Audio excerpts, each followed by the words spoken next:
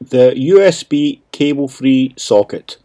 It's a built-in twin socket with the additional 2 USB sockets for your mobile phones and tablets and other accessories.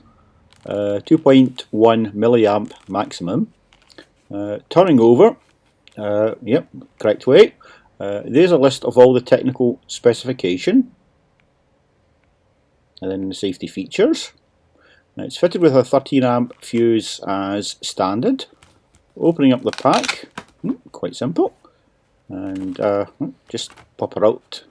Comes out quite easily there. It's got a nice weight to it. It's nice and solid. It's well molded. It's quite heavy actually, and it's been really well put together. There's a safety certificate there as well, and there's your kite mark and your fuse there, which is easy enough to change should something need to get switched over. So there it is. So click the link below if you'd like to order one. So thank you for watching.